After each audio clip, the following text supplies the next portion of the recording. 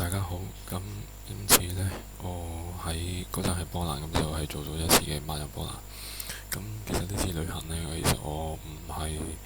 飛去華沙或者拉科夫，咁就係搭火車。咁我當時就喺波羅的海隔離嘅和內紐夫開始，咁就一路向南，咁就去到我其中一個最中意嘅城市，咁就係呢個弗羅茲瓦夫。咁其實成個旅程呢，我嗰陣都淨係搭火車行路，咁同埋就會喺一啲小城鎮嗰度落車，咁就亦都係成個旅程係大概用咗2個星期，係啦。咁當中我唔係話2個星期都係咁搭車，咁我有時候會喺一啲嘅城鎮度停咗一陣間，係啦。咁其實成個旅程亦都係相當之深刻啦。咁誒係咯，咁我嗰陣你都係用啲 GoPro 啊拍咗小片，咁所以都想係做翻一個記錄。咁其實呢個係我另外一個 channel 係啦。咁呢一個 channel 就主要係放一啲我平時旅行嘅素材啊。咁所以其實啲影片就會較為簡單係啦，因為純粹就係 upload 上去就搞掂咯。咁就唔會加咩字幕嗰啲。咁其實亦都係有時候會自己上嚟睇下啦，嚟緊係啦。咁你都主要係做翻一個影片記錄啫，呢一個 channel。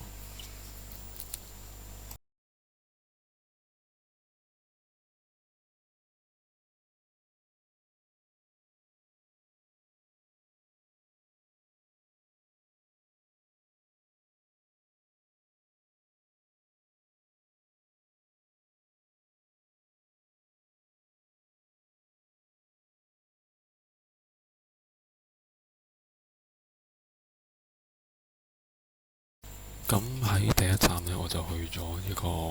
和內紐夫，咁就係去彼得戈摩。咁其實呢個亦都係一個相當之有歷史嘅地方嚟。咁因為呢度呢，其實嘅聖加大利納教堂，咁其實亦都有500幾年，差唔多600年歷史啦。咁就當時係羅薩圖文時代留低。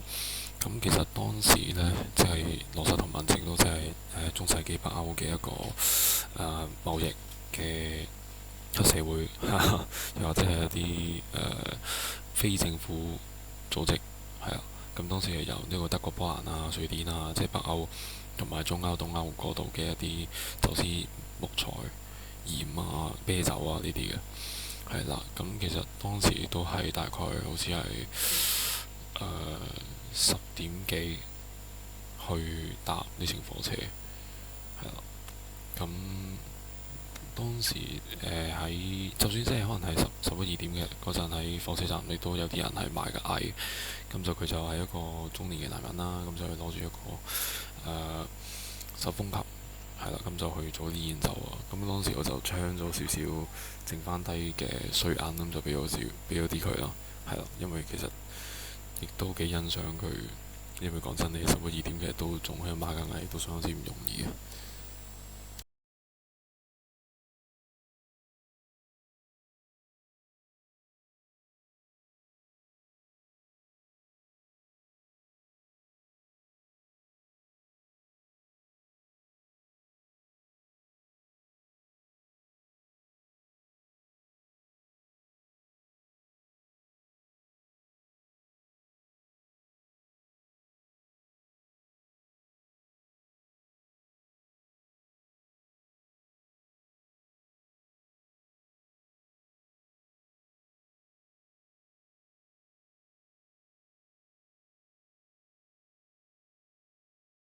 咁其實另外一件難忘嘅事就係當時喺火車上面就識咗一個波蘭嘅婆婆啦，咁佢都係60、70歲左右。咁其實嗰陣我咁啱同佢同一卡，因為我係二等座。咁然之後佢都即係俾咗少少一啲佢哋當地嘅傳統食物俾我，咁就係一啲醃製嘅青瓜，咁就都我平時都唔係唔食，但係佢俾到我，咁我都要食，係啦。咁然之後就另外飲嗰啲茶咁樣嘅嘢咯，因為當時臨上火車嗰陣，佢隔離有啲自動售賣機，咁就買咗少少嘢飲嘢食，因為其實呢程夜晚就好似冇嘢食嘅嗰陣都係啦。咁然之後手風琴、青瓜，係咯，就咁先。我之後諗起啲咩就再講下咯喺度。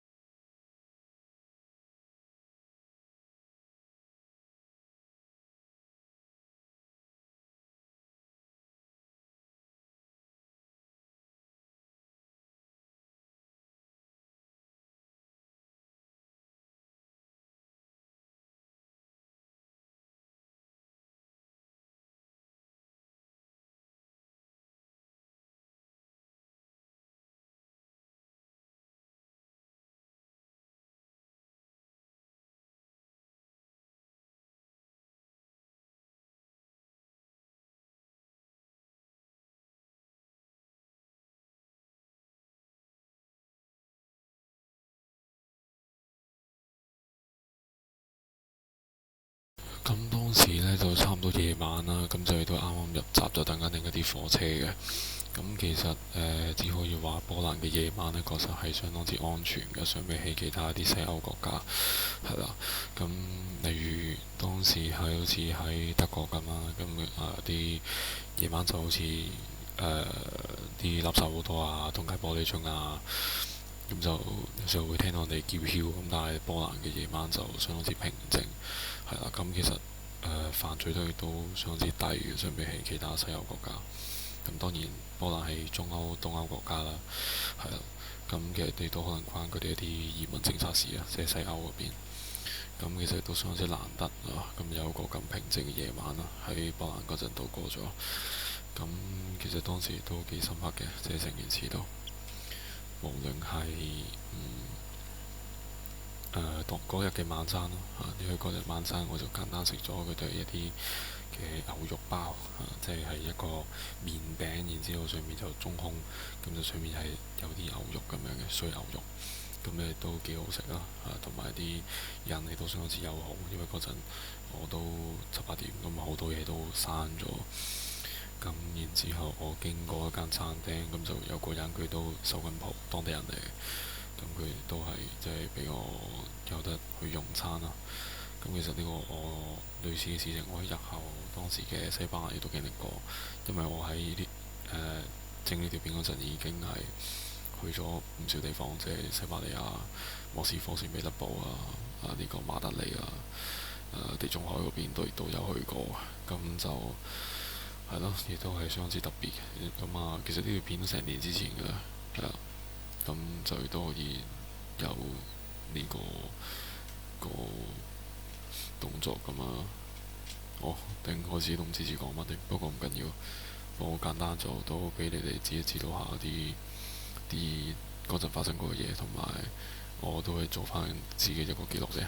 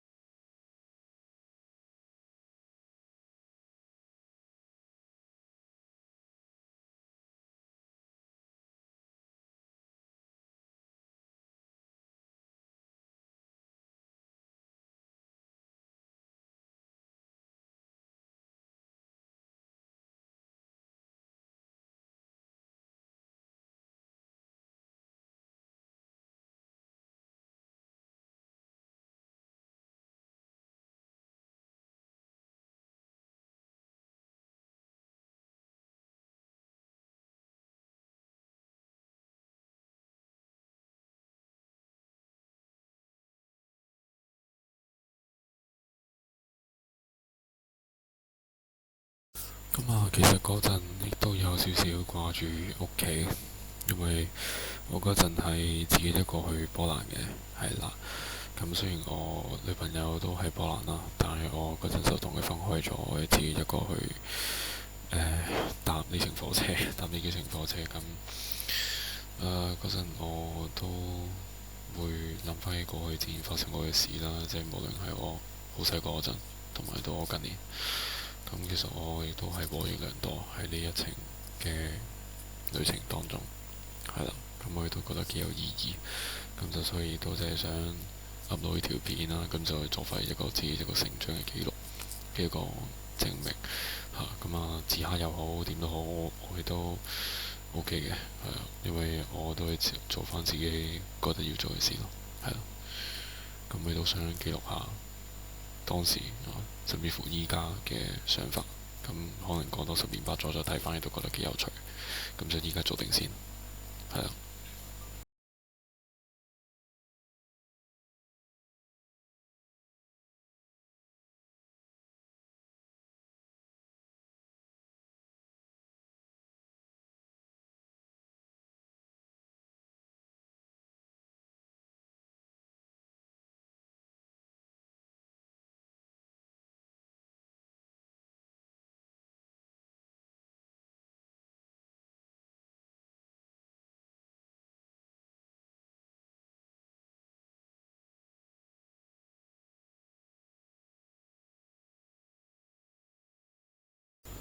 有趣嘅係呢，其實我喺整呢條片嗰陣咧，其實我而家都喺波蘭嘅 Gdansk，係啦，即係格但斯克啦。就係一個較為北部嘅城市，就係 next to 德國嘅啫，係啦。唉，其實呢一切都過得好快啦。即係而家就算睇翻呢片，其實呢條片都可能自己發生喺幾年前、幾兩年前咁。其實我而家同時都處理緊好多片，即係無論喺我嗰陣喺其他地方啦，喺咩哈薩克中亞地區啦，喺啲斯拉夫人嘅地區啦，即係波蘭啊、俄羅斯啊，甚至乎喺芬蘭啦，芬蘭都有，係啦，因為嗰陣去西伯嗰陣亦都經過過芬蘭。其實覺得呢一切發生得好快，我亦都冇後悔過話當時係咁用鏡頭去記低自己所經歷嘅嘢，因為呢一切都係我自己成長嘅一部分啦。係我人生一部分，我亦都淨係想盡量記低呢一切發生過嘅事，係啦。呢條片我諗就應該冇影到其他人嘅，因為有時我始終喺啲歐洲地方呢，亦都唔係話咁。有啲地方唔係咁，有好抗拒鏡頭嘅，有啲地方就係啊，特別係啲可能社區啲嘅地方，即係唔係咁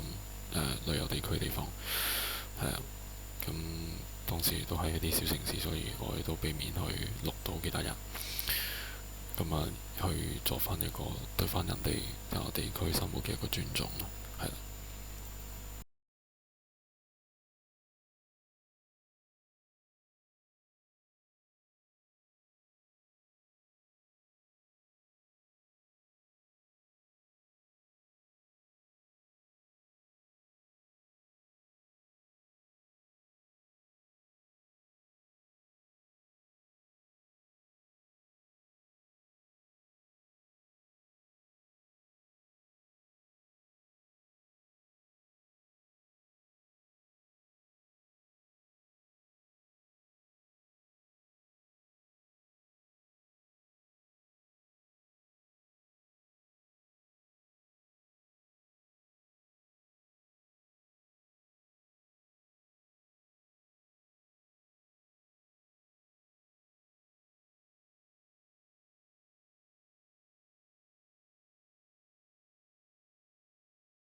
好啦，當我去到入維茲鐵路嗰陣呢，入維茲城市啦，其實佢哋嘅鐵路亦都係特別啲嘅，就係亦都係窄啲啦，同埋好多啲運煤礦嘅車啦，因為佢哋係一個主要嘅工業城市啦，喺波蘭度。要入維茲，其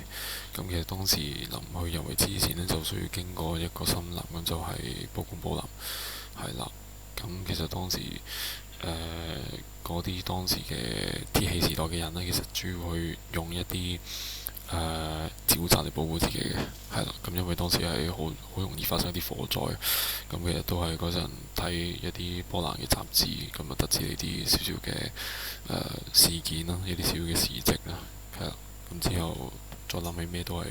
喺呢條片度再同大家講下。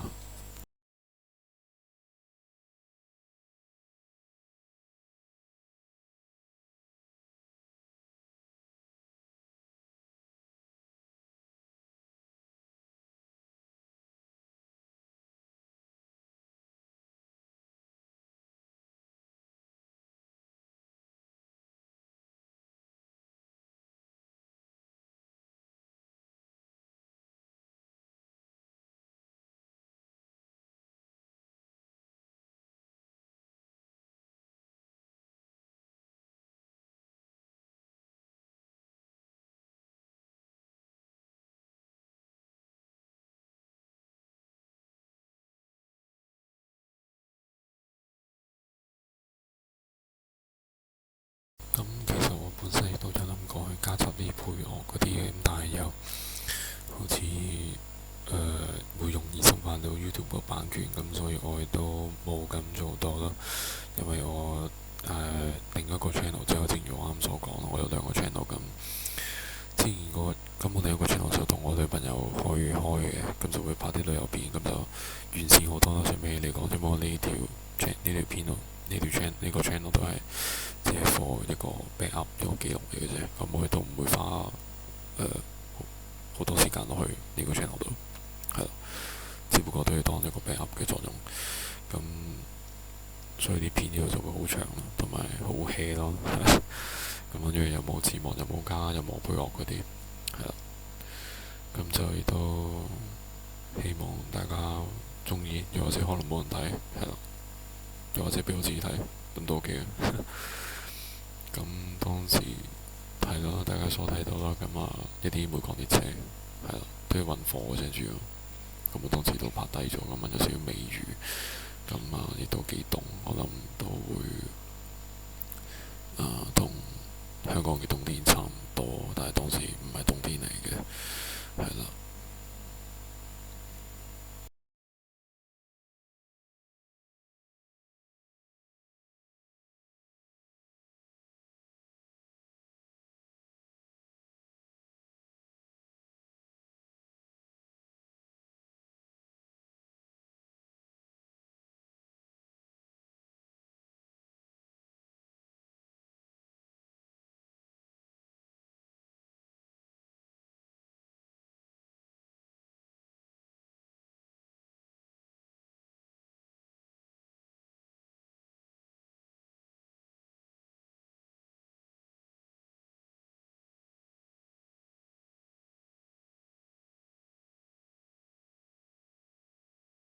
好啦，咁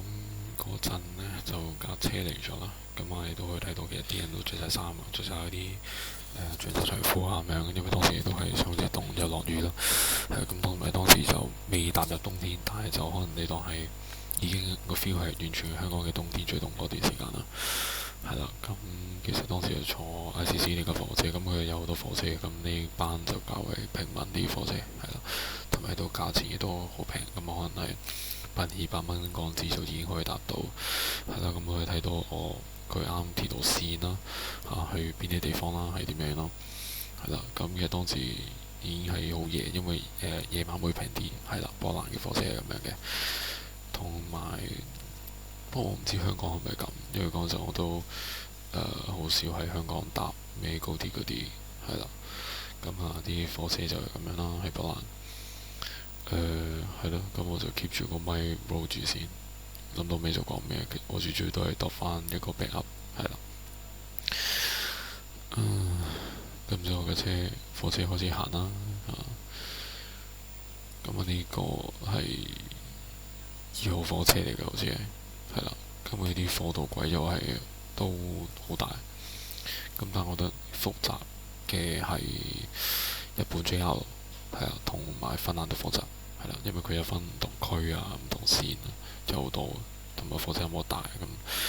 你要分清楚你係去邊度，同埋唔識就問人係咯。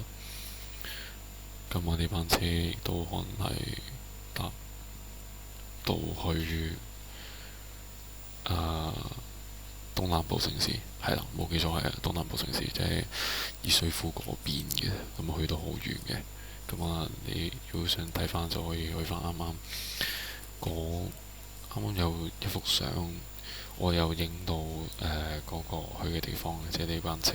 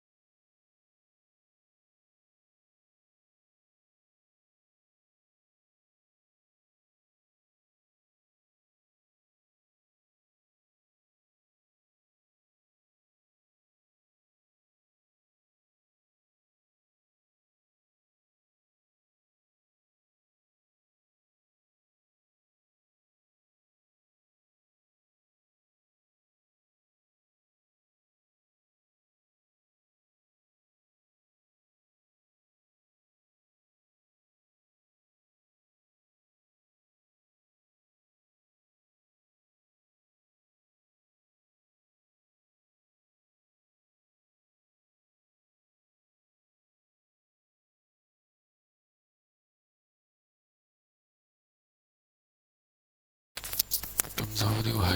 係C 站，咁當時呢就可以係搭呢架火車，咁就去一個西南部城市，波蘭嘅西南部城市，咁亦都係近住德國嘅。咁係咯，咁其實不過嗰陣都係我諗去到都要啱開始嘅啫，都係頭嗰幾日就已經係去到霍羅茨尼，咁亦都係其中一個波蘭小鎮。係啦，咁佢哋夜晚嘅火車基本上冇咩人搭，咁所以呢，其實佢哋有啲票呢個價格呢，亦都相比起一啲繁忙時間係平。咁係啦，咁嗰陣就掛咗喺心口，慢慢行下嚇。咁其實呢條片我諗我就冇放上去主要 channel，因為主要 channel 就因為呢條 channel，呢個 channel 係 backup 啦。咁其實有好多唔關事部分我都剪咗，係啦。咁呢個就係波蘭嘅車站啦，夜晚嘅波蘭車站啦，係一個波蘭西南部城市、西部城市，係啦。咁佢哋啲人哋都好早食飯㗎啦，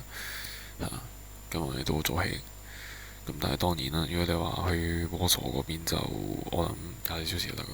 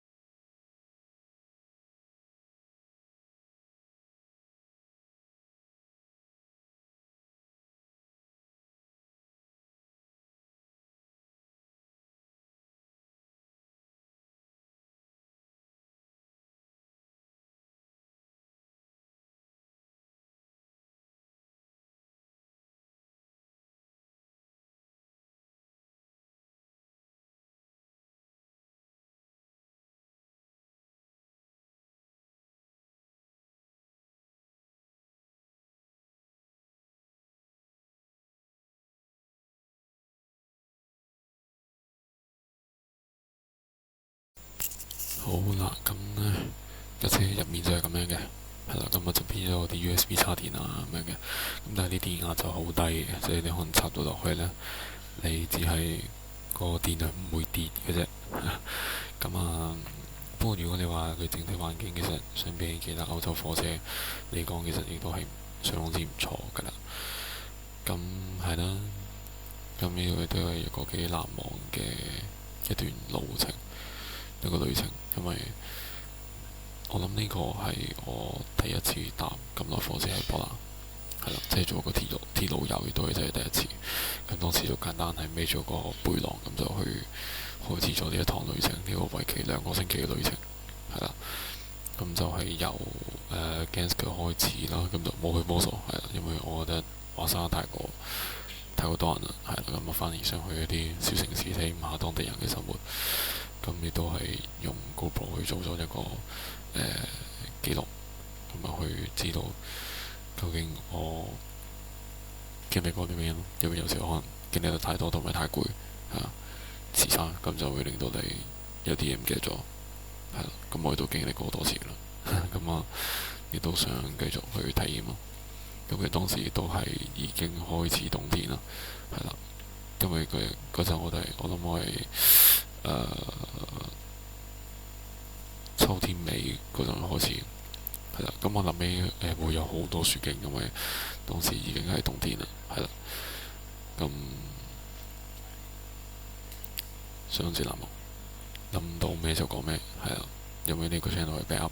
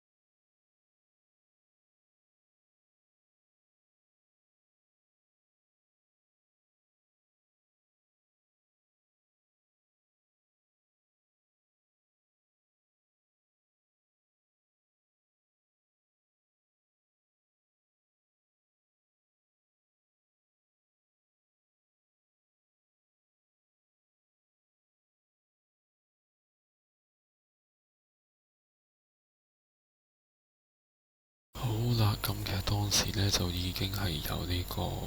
內心落去呢個弗羅茲亞夫。咁其實呢個城市呢，其實佢有幾十 percent 嘅猶太人啦，實際數字我唔知啦，因為大概可能1/3少啲咁樣啦。咁其實嗰度呢，就呢個猶太嘅教堂啦。咁其實我都有拍片嘅，只不過就因為呢條片我做 backup 係啦，咁就係 backup 翻呢條片就係主要係 backup 火車係啦。咁我記得又會有唔同嘅 backup。係啦。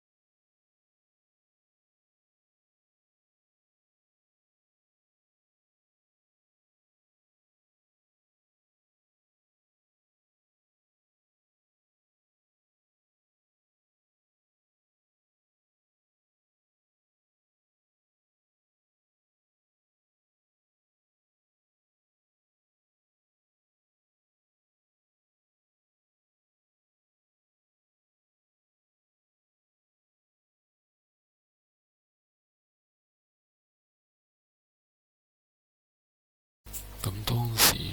呢，就已經去到啱啱所講嘅城市啦，已經入到去城市入面啦。咁其實之後我又落車嘅，係啦，因為我嗰陣啲經費就都充裕，因為主要係佢啲火車票都平。咁我嗰陣就喺其他地方落咗車啦，咁就去遊覽咗個城市。咁就只可以話啦，冬天嘅波蘭呢，確實係相當之凍。咁其實當時都可以係最多可以去到-10幾-20度嚇，咁亦都好相當之難以置信咯，因為當時二戰到呢度係有打過仗嘅即係當時納粹入侵打波蘭啦。之後甚至乎係由蘇聯推翻過去柏林咯，其實亦都係經歷過好多嘅戰火咁就咁所以呢，其實佢哋呢個城市都有好多唔同嘅紀念碑啦。咁就有啲人呢都話啲教堂，波蘭嘅教堂基本上變係點咁，其實呢個都係相當之正確嘅。咁我認為喺間有時日只要當你一見到一個建築物，佢嘅頂係特別高一條柱體呢，咁其實通常都係一啲教堂嚟嘅，教堂嘅特色嘅標誌咯。咁亦都相當之深刻，因為成個城市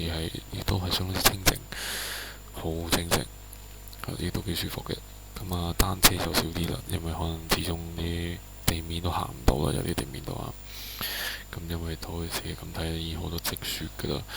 咁其實呢趟旅程呢，即係當時我預咗2個禮拜嘅，實際就唔止嘅，因為我睇翻應該係咁講，我搭火車就搭咗2個禮拜，係啦，因為我當時有去下呢度去下嗰度咁但係主要呢都係圍繞喺西南、西北、西部嘅波蘭城市，咁亦都係 travel 咗好耐，係啦，咁就算係咁樣都好啦，我想講其實嗰個費用個交通費用其實亦都可能同一張機票差唔多，即係飛倫敦、香港飛倫敦來回差唔多啫，係啦，咁亦都仲平過添，係啦，因為我之後會將翻啲單放翻上嚟咁就俾大家一個參考啦。咁城市亦都係相當之個 feel 係有啲似聖彼得堡唔係俄羅斯嘅莫斯科，主要係莫斯科，咁就都係冇乜高樓大廈啦咁因為呢啲係啲小城市啦，咁依家呢就有啲住宅區啦，當地嘅一啲公共房屋啦，係啦，咁我女朋友就唔係住呢啲嘅，係啦，咁之後如果有機會可以再同大家分享下啦，主要係喺我另一個主要嘅 channel 啦，因為呢個 channel 都係主要係做比較就咁嘅啫，係啦。咁啲建築物都幾靚嘅，簡單啦，同埋佢哋有部分建築物係前蘇聯風格嘅，咁大家都可以睇得出噶啦。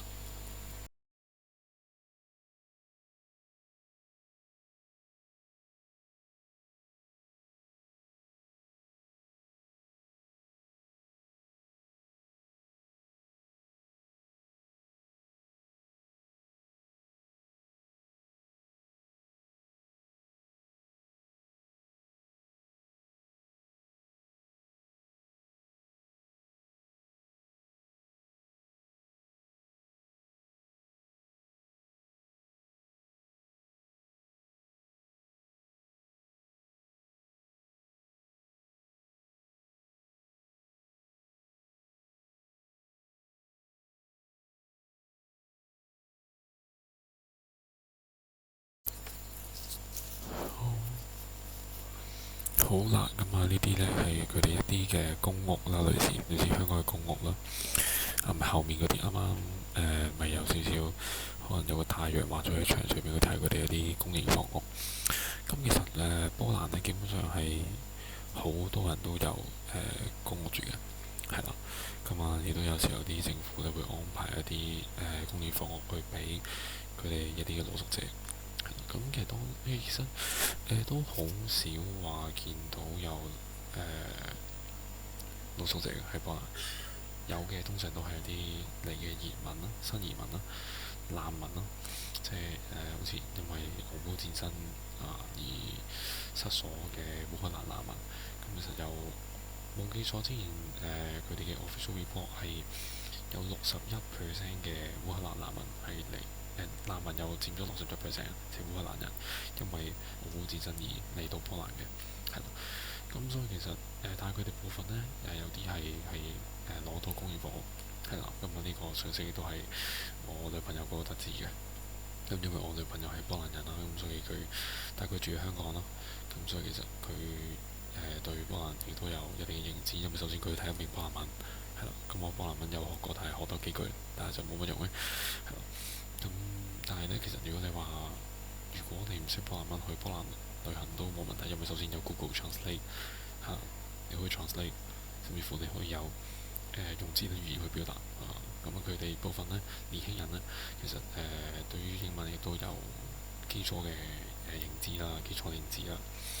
嚇。咁你甚至乎你話係咪真係好流通嘅都未必嘅，係啦。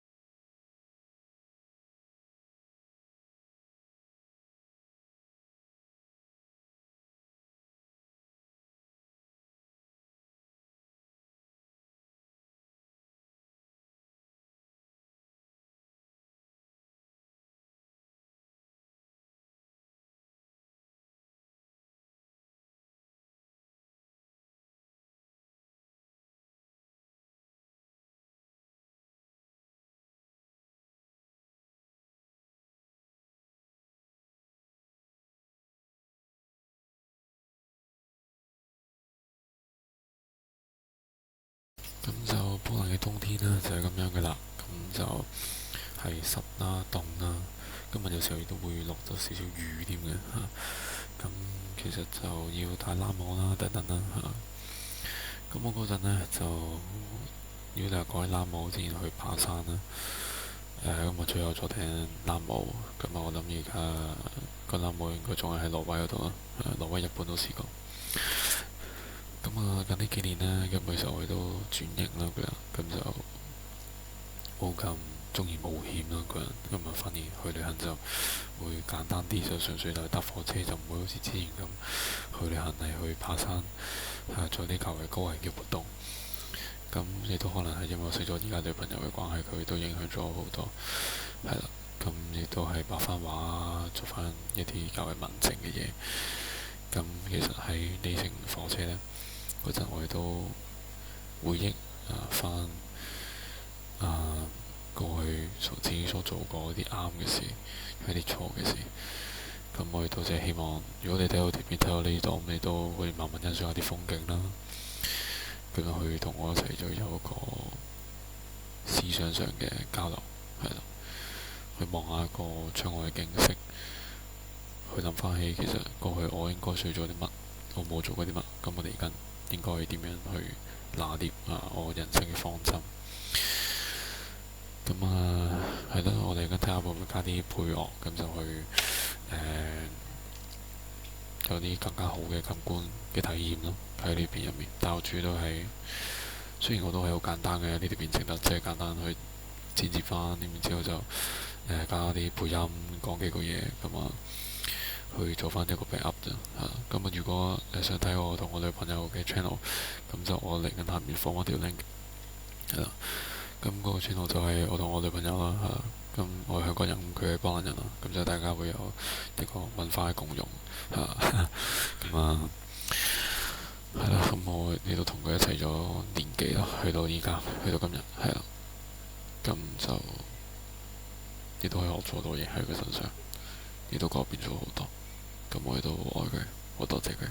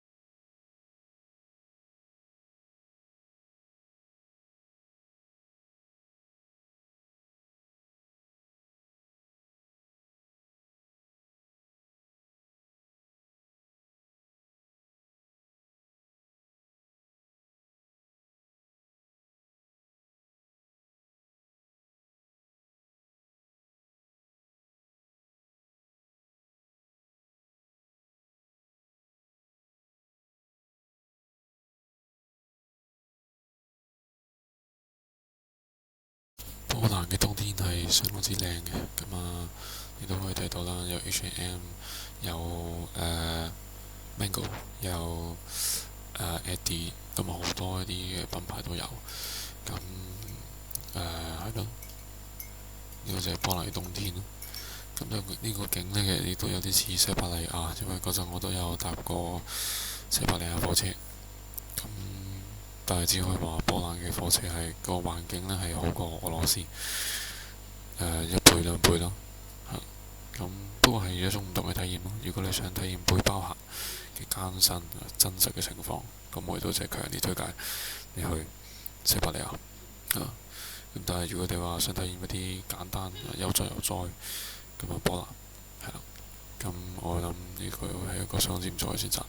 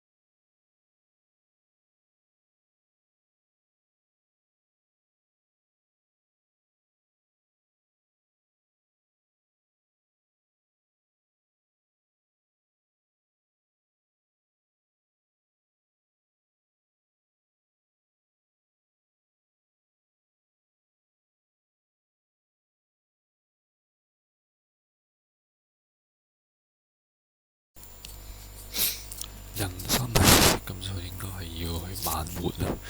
慢慢去體驗下，千祈唔可以走馬看花。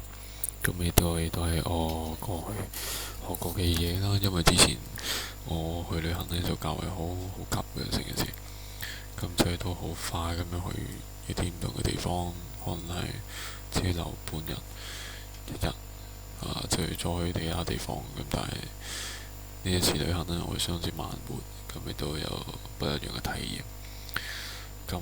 呢條片呢，係我呢一個 backup channel 嘅第一條片，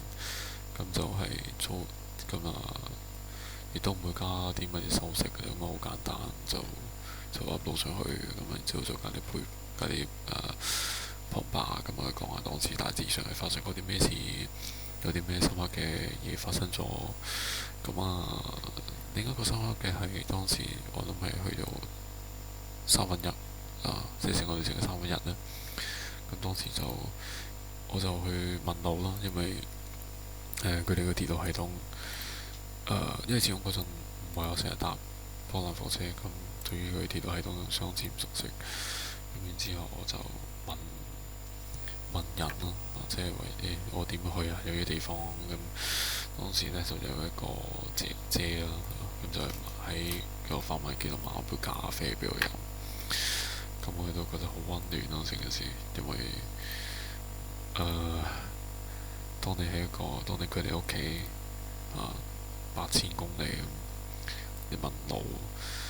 然之後嗰個人就好樂意去解答你，咁去街你嗰條路點樣去，再請埋你飲杯嘢，同你閒談咗幾句咁亦都係相當之深刻啦，呢啲印象。咁亦都呢啲係真正嘅説好一個地方嘅故事咯，而唔單純係做啲標語做啲海報出嚟就説好乜嘢乜嘢嘅故事咁啊，呢度係相當唔一樣啦個體驗。咁呢個呢，就係我其中一件發生過嘅事啦。咁我亦都相當之深刻，亦都即係覺得值得同大家分享。咁亦都即係希望大家中意，係啦，又或者希望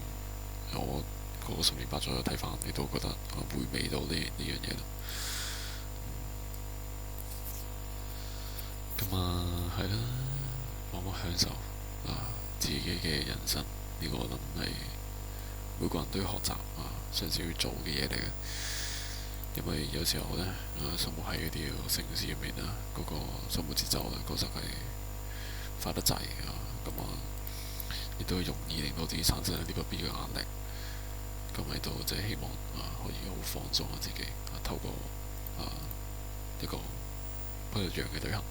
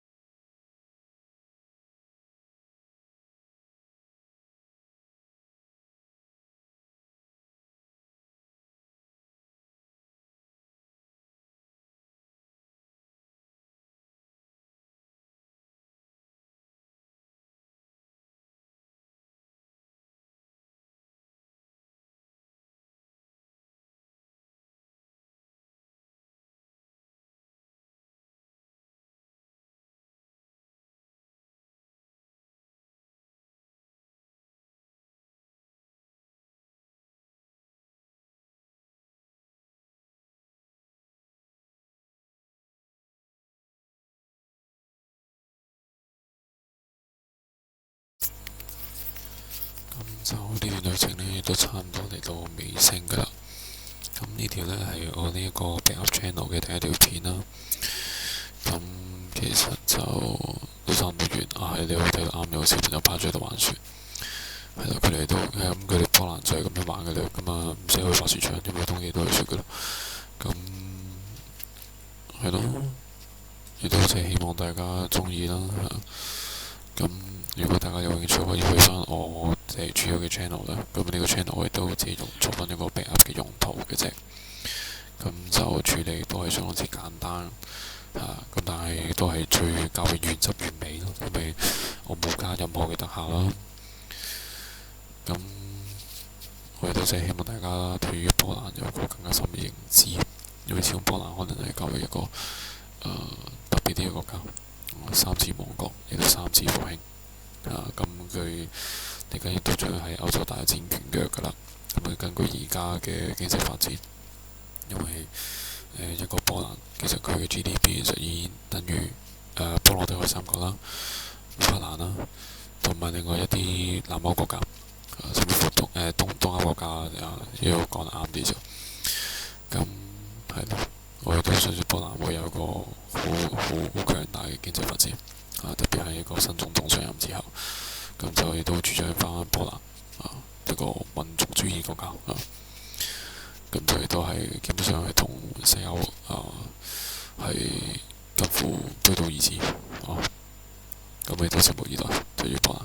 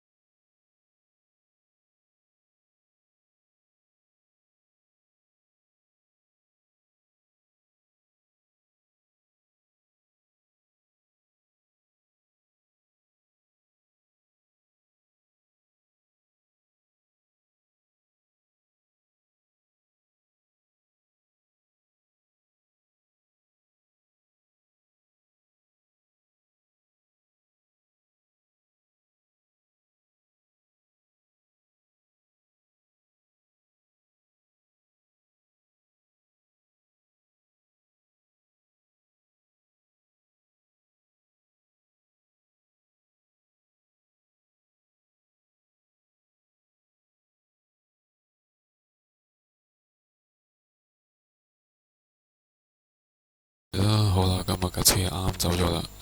咁因為我都落咗車，咁嚟緊要過一陣就再會搭多程車嘅，但係我唔記得有冇拍到啦，因為嗰陣我就係帶咗3嚿 GoPro 電，係啦，咁